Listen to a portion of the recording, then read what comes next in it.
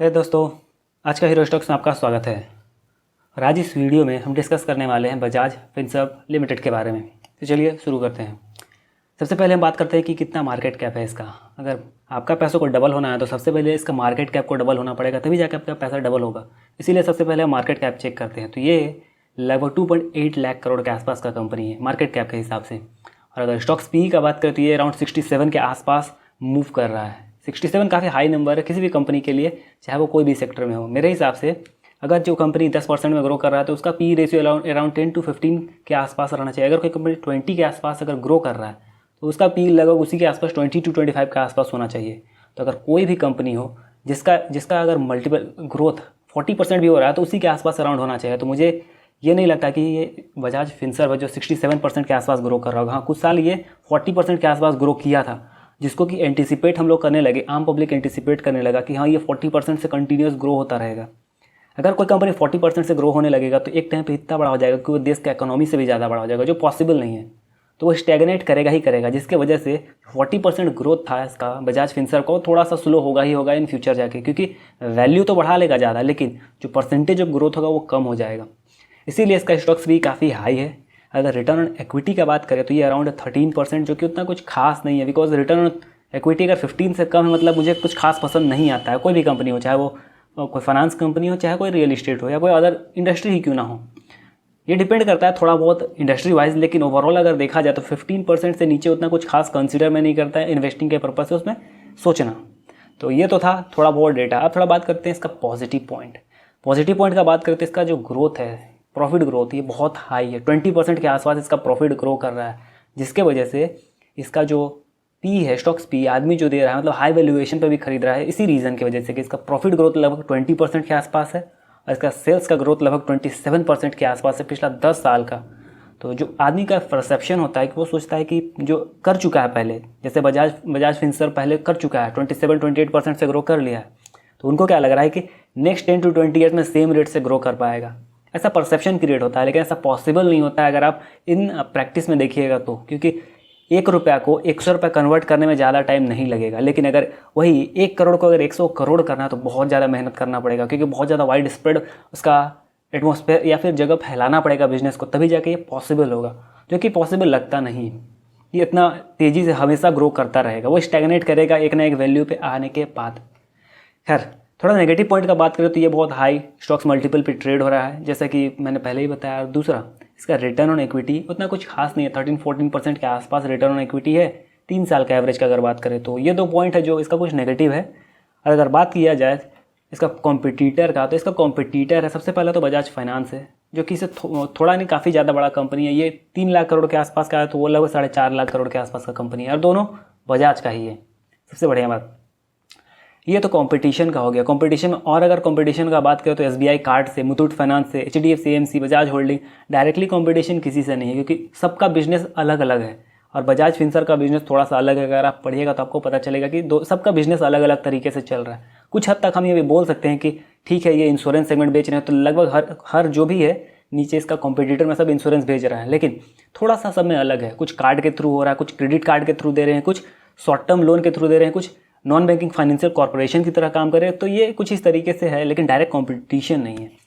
Overall कहा जाए तो ये काफ़ी बढ़िया कंपनी है एज कंपेयर किया जाए इसका कॉम्पिटिटर से, क्योंकि इसका कॉम्पिटिटर भी छोटा मोटा प्लेयर नहीं, SBI है, मुथूट है, HDFC है, जो कि थोड़ा सा अलग फील्ड हो जाता है। तो इसको अपना एक एरिया मिल जाता है ग्रो करने के लिए, जहाँ इसको कॉम्पिटिशन अपने पे नहीं है, अपना फील्ड पे नहीं है। ओवरऑल अगर देखा जाए तो इसका रिटर्न ऑन कैपिटल एम्प्लॉयड कुछ खास है नहीं।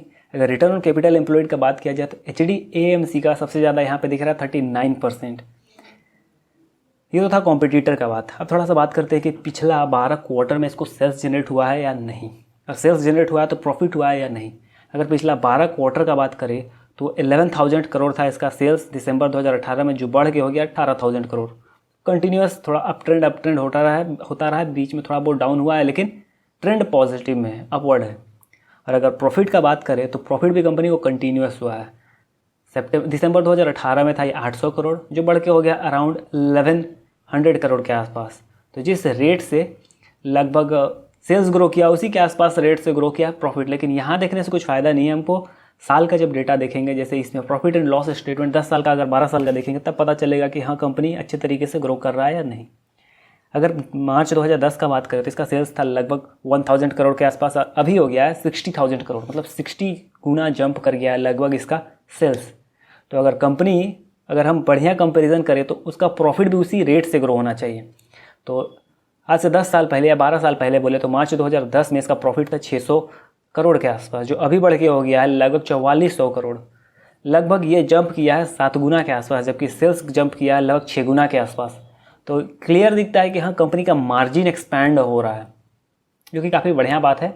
किसी भी कंपनी के लिए अगर वो मार्जिन एक्सपैंड कर लेता है तो उसको कंसिडर किया जाता है कि वो काफ़ी बढ़िया होगा, क्योंकि साल दर साल हम जानते हैं कि इन्फ्लेशन बढ़ रहा है और इन्फ्लेशन के साथ साथ हर चीज़ का सामान का दाम भी बढ़ रहा है। तो उसी हिसाब से अगर कंपनी मार्जिन को अपना एक्सपेंड करेगा तो उसके लिए बढ़िया होगा इन फ्यूचर, ग्रोथ के पर्पज़ से भी और सस्टेनेबल के पर्पज़ से भी, और शेयर होल्डर्स के पर्पज़ के लिए तो होगा ही होगा जब ये सब रहेगा पॉइंट। तो अगर सेल्स ग्रोथ का बात करें तो लास्ट 10 साल में 40% से सेल्स ग्रो किया है, इसीलिए इसका जो स्टॉक्स भी है इतना हाई है।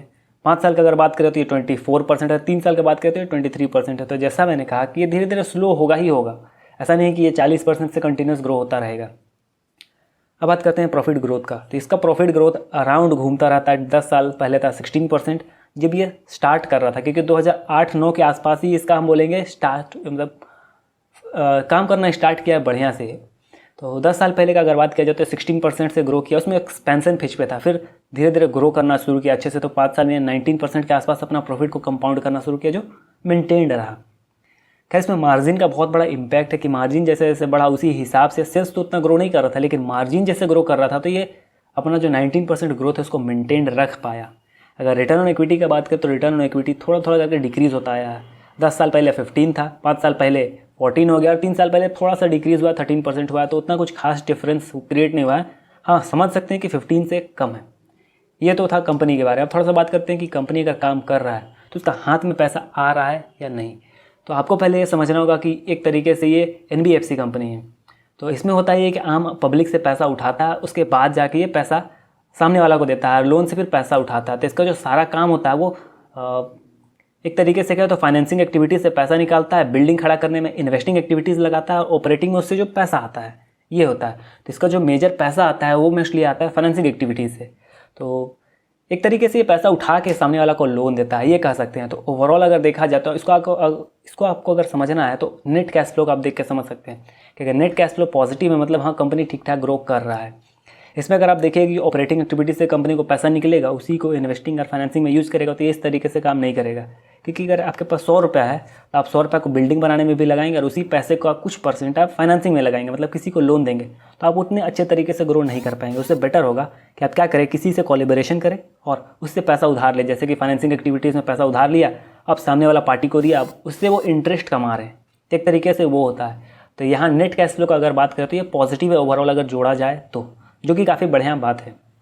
ये तो था कैश फ्लो के बारे में। अब थोड़ा सा बात करते हैं, यहाँ तो कुछ रेशियोज होगा नहीं, इन्वेंट्री कुछ है नहीं जिसकी वजह से इसको पे कुछ करना नहीं होता है, तो यहाँ पे बात करने का कुछ फ़ायदा नहीं है। अगर शेयर होल्डिंग पैटर्न का बात किया जाए तो शेयर होल्डिंग पैटर्न पिछला 12 क्वार्टर में इंक्रीज़ हुआ है थोड़ा थोड़ा करके। 58% था 2018 दिसंबर में, जो बढ़ के हो गया लगभग 60%, जो कि काफ़ी बढ़िया बात है कि हाँ मैनेजमेंट को भरोसा है। 50% से ज़्यादा रखा है तो हम भरोसा हम कंसिडर करेंगे, और बढ़ाया है तो हम समझेंगे कि हाँ मैनेजमेंट को और ज़्यादा भरोसा जनरेट हो रहा है बिजनेस पे। या तो प्रमोटर हो, आप चेक करते हैं कि क्या कंपनी डाइल्यूट किया है कि नहीं किया अपना शेयर को पिछला कुछ सालों में। अगर बजाज फिनसर्व का बात किया जाए तो ये 2013 में 10% डाइल्यूट किया था, उसमें कंपनी को थोड़ा बहुत शायद पैसा का ज़रूरत हुआ होगा, उस पर आपको फर्दर एनालिसिस करना पड़ सकता है। लेकिन अगर ओवरऑल देखा जाए तो 2021 तक कोई खास डाइल्यूशन नहीं किया, उल्टा थोड़ा सा शेयर खरीदा है पिछला 1 साल में, 1-1.5 साल में कंपनी शेयर खरीदा है। तो ये तो था ओवरऑल कंपनी के बारे में। होप मैंने आपको सब कुछ बता दिया होगा, इसका फाइनेंशियल्स चाहे इसका कंपनी का डेटा हो आपको समझ में आ गया होगा। अगर आपको कोई चीज़ समझ नहीं आता है तो मैं चाहूँगी कि आप उसे कमेंट में पूछें, और अगर आपको ये वीडियो पसंद आता है तो मैं चाहूँगा कि आप इसे लाइक कर दें, इस चैनल को सब्सक्राइब कर दें, और मेरे वीडियो में आखिर तक बने रहने के लिए धन्यवाद दोस्तों।